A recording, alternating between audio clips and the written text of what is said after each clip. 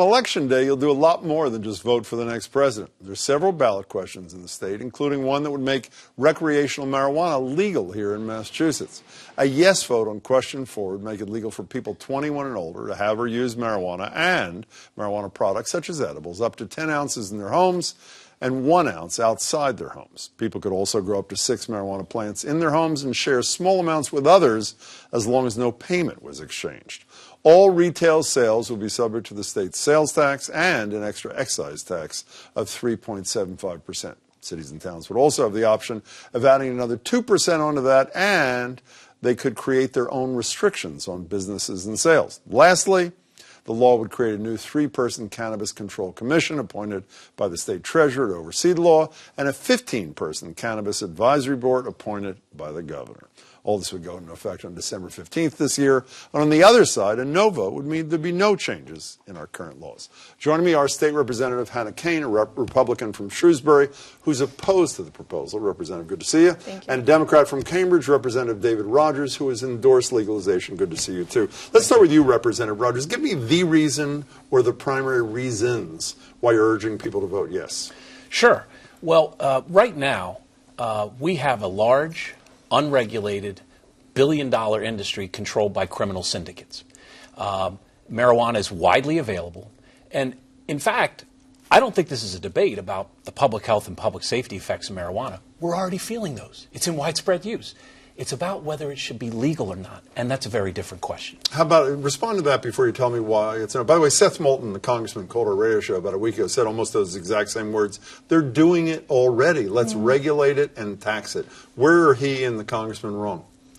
So I think that this is really less about legalization and more about commercialization. And I don't disagree that we have a public policy issue and we need to find a path out of it. I just don't think this is the right path. This is really about allowing the marijuana industry in here. They wrote the initiative that we're dealing with. It was by them, for them. And so it allows the most advantageous ballot initiative that's ever been done in the country. You mentioned having 6 plants at home. It's actually 12 plants at home in a 2-person. That is double what they did in Colorado.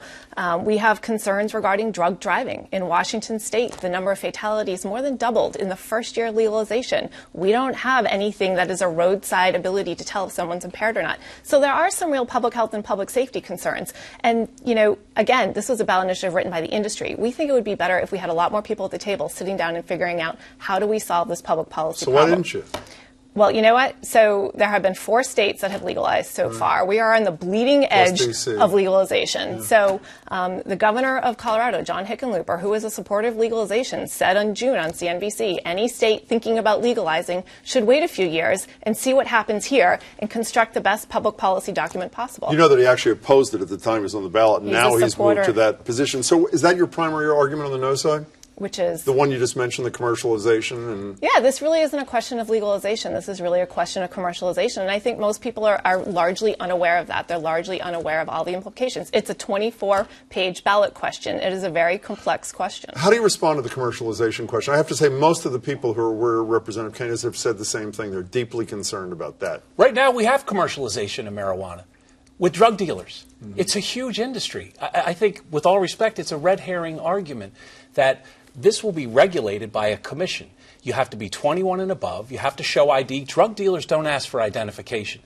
Kids who go to get marijuana, and it's widely available, those same drug dealers have much more potent and dangerous drugs. And the reality so when is you hear in commercialization, Colorado, we the black have market has expanded. A large commercial industry now in Massachusetts. It's happening now, and it's all a criminal network. And in Colorado, the black market has thrived. So this notion that somehow you commercialize it and the black market is going to go away is just nonsense. They have not seen any indication of that in Colorado. And in fact, their border states are having enormous problems with marijuana products coming over the borders into their states. If this question passes on November 8th, obviously it's a law and you can amend it. Could you fix it to deal with the issues you're talking about? There are substantial issues with this. So it is far better to go back to the drawing board, have all parties at the table, and construct a document that makes a lot more sense. But could you fix it? anyone can propose anything. It becomes a question of whether or not it's going to be something that you can get enough of our colleagues to decide merits changing. And a lot of people have a lot of respect for when voters vote at the ballot box. And so they, I think, will be hesitant to make broad-scale changes that are needed. Representative Rogers, one of the primary arguments, other than what Representative Kane has talked about against this, is the potential impact on kids, particularly the edible portion of this thing. And they talk about, I know the ballot question talks about kid-resistant packaging and that sort of thing. That's a concern that I've heard even from proponents. Sure. How do you deal with that issue? Well, we all ought to be concerned about the health and safety of our children. But right now, under Department of Public Health regulations, mimicking or imitating products is illegal. Those regulations That'll be the do not apply to you'll recreational. Respond. 1 second. Go ahead. That's the baseline. And then the Cannabis Commission, this control commission, will have widespread, unfettered discretion to issue regulations. So I don't really, we can do trial-proof packaging. We do all sorts of things to prevent that. So kids are getting access to marijuana now. I mean, it's widely available. Representative, what was your response to that issue? So the DPH regulations are on medical marijuana, and they won't have any impact on recreational commercial marijuana. There's some disagreement as to that. There's no disagreement on that. It's very clear that is its own law, which would be passed. And secondarily, in Colorado, the industry has fought tooth and nail against any proposed change that's come down, and we know that will occur here, certainly. There's a reason why they wrote it to be their broadest law yet, and they're not going to want to scale back on that. Michelle Wu is the chair of the president of the Boston City Council. Mm-hmm. Here's what she said in her endorsement maybe a month ago.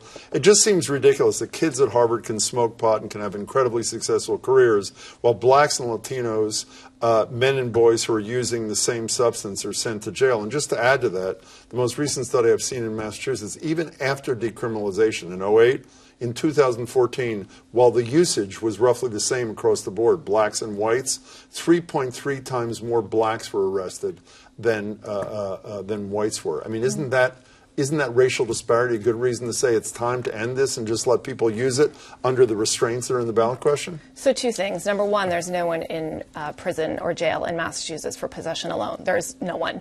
Secondarily, what's happened... These arrests, you're not questioning these arrests, are you? I'm not questioning the data, but I'm saying there is no one in jail for possession alone. And unfortunately, what's happened in Colorado is the racial disparity has gotten worse. So where you had arrests for people who are white has gone down 8%. People who are Hispanic have been arrested at a 29% increase, and people who are African American are at a 58% increase. Well, let's stay on arrest just for a second, Representative Kane, if we can. The thing that really put me over the edge last week is when I read about Peg Holcomb. Do you know who she is? No. Peg Holcomb is an 81-year-old woman in Amherst, was growing one pot plant. Her son was home. We interviewed her son and she and her both when a helicopter flew over her house. And then I think he said 5 cars came up to the front of the house, state police, state National Guard, to seize her one pot plant. That was a little while after a guy on the vineyard who had grown 4 pot plants, primarily for his wife who had pancreatic cancer. That's the current law. Is that what we want? Well, and that won't actually change because you're not going to be allowed to grow outside under the ballot initiative. So growing outside was really the impetus to the woman. Yeah, but that's not even the issue. The issue is that there are a lot of laws that are not enforced. The law as it currently exists, there was a decision to expend state resources to fly helicopters and that was a law put men enforcement and women decision. out. What's that? That was a law enforcement decision, which again, I'm not here to defend law enforcement's agreement, and I have no idea what their context was. But what I am saying is that in the ballot initiative as written, you still are not going to be able to grow outside, so that would still be an issue. How about the forward. gateway issue? That's another big one that we hear a lot about, even though there have been some studies of it's a gateway drug, and particularly in an era when I know both of you and virtually everybody watching the show are deeply concerned about more serious drugs. How do you respond to the gateway issue, Representative? Well, we just did an opiate legislation bill, and the gateway drug is oxycodone. Even the Governor Baker, realized what we did is we limit physicians' prescription abilities because the biggest leading factor to opiate abuse and the terrible public health crisis in opiate abuse is legal drugs that are being prescribed for pain. You're in a car accident, you injure your back, you get a prescription, and then it runs out, but you become addicted, and people are turning to street drugs. And let me briefly, Jim, come back to a couple points earlier. You said, can the legislature revisit this? The Speaker of the House, Bob DeLeo, has already said we're very much going to probably revisit it if it passes. We'll have no hesitation to take that up at all. The other thing is, Representative Kane mentioned OUI, operating under the influence driving. Washington State specifically. Right now, all the time, every day in Massachusetts courts, people are arraigned, people are convicted for operating under the influence of marijuana, of drugs. There's operating under the influence for alcohol and then operating under the influence for drugs. And drugs like a pill bottle, you don't know. The cop doesn't necessarily know why the person is impaired. But with marijuana, it's usually obvious. They reek of marijuana, or there's a remnant of marijuana in the thing. So every day, all the time, people are prosecuted. Can we go back to the gateway thing? Where are you on the gateway issue? You know, there are people that believe both sides, that it is and it isn't. And quite frankly, that's not one of our arguments regarding I've this heard ballot the arguments initiative. from plenty of no people. Well, that is not one of ours from the campaign. And what we are saying that it's largely an issue of why in the midst of an opioid epidemic, when you're putting so much time and effort and financial resources into fighting an epidemic, would you then at the same time be legalizing Because another kids drug? are using it unregulated now, and this would at least regulate. Because That's the answer they're to the not question. analogous. Marijuana is a different class of drugs than the opiate class of drugs. Just because it's a different class of drugs doesn't mean it makes sense. And Do you as think I it's said a gateway? again, Do you? I mean, you're an elected official. Forget the campaign for a Sure. minute. Do you think it's a gateway drug? I think for certain people it is, but I don't think for everybody. But the certain people, like the story in the New York Times over the weekend, it's more about personality type than and they Sure. say based upon personality type, you can predict who is more likely to become an addict than whether or not they've used the drug. Well, what we like know marijuana. who's more likely to become an addict is someone in their youth. We know that 1 in 11 adults becomes dependent on it, meaning they need to use it every day. We know that becomes 1 in 6 when you're talking about youth. So clearly there's an uptick. And this ballot question does not cover children. It's only 21 and up that it becomes But kids legal. are in gonna use states it, that are you know getting that, legalized, obviously. you have Kids are youth use using it go up. already. I mean, So- that's the point. Is marijuana worse than alcohol? Which is legal, I believe. Is that is marijuana Alcohol worse? is legal, yes. Is marijuana worse than alcohol? I'm not one who likes to compare. I really think that it's a question that you have to look at on its own merits. And as But I isn't said everything? earlier, But isn't everything comparative? I mean, you decide. no, we're not comparing something. We're making a distinct decision on November 8th whether or not we want to allow the marijuana industry to commercialize in Massachusetts. That's But is the it as decision bad- that's before us. Is it as dangerous as alcohol? I think it depends on the person. And, I'm not... Well, we're not doing one by one. There's 6 million people in the state. Is it more dangerous for people to have alcohol legalized or marijuana legalized? I will as tell you what is a class? challenge. A challenge is the marijuana today is much more potent than it was just a few years ago. And when you talk about the edibles, they can have a potency level of up to 95% THC. We don't know the short or long-term effects of potent products like that on the human body. So quite frankly, in a science vacuum, I would say, yes, it is inherently risky to move forward with something Riskier that... than alcohol. Why are you so interested in knowing if Because I'm riskier alcohol is than- legal. And because alcohol is legal. Again, and that's something that's already been decided. We're focused on November 8th and whether or not we want to legalize and commercialize marijuana. Can I That is ask the you both question a before people. And this is an equally applying. I think the legislature embarrassed itself in the wake of the public 2-to-1 voting for medicinal marijuana. Not ready, not prepared. The vast majority of elected officials were against this thing. Is the legislature ready to implement this thing? Should the voters do what they did on decriminalization and on medical marijuana and embrace recreation? Are they ready to implement this thing? Well, this is going to fall under the Treasurer's purview because the Cannabis Control Commission is there. And the Treasurer, Goldberg, has said herself that she's personally opposed to this ballot initiative and that she has deep concerns about whether or not within a year she can have the rules and regulations up as is required. So the answer is probably no. I think probably it's going to take more time, and that is from the Treasurer, who has oversight for this if it passes. Is Beacon Hill ready for this? Well, I think we probably learned from the flaws in the medicinal marijuana rollout, and we can move forward having learned from those errors. Let me quickly say that the dangerousness of alcohol compared to marijuana, it's not even close. Drunk driving accidents, cirrhosis of the liver for chronic use. You talk to cops about barroom fights, stabbing, shootings. I have a friend who's an emergency medical technician.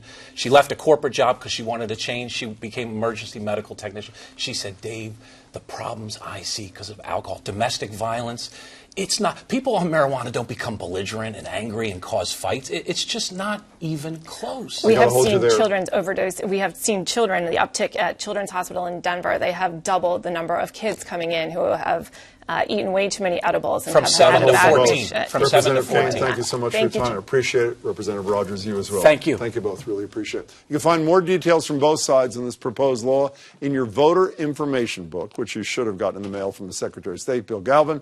There's a digital copy on his website as well, which we've linked to on our website, greaterboston.org. Next Monday, we'll take up another of the big statewide ballot questions, question 2, which would expand the number of charter schools in Massachusetts.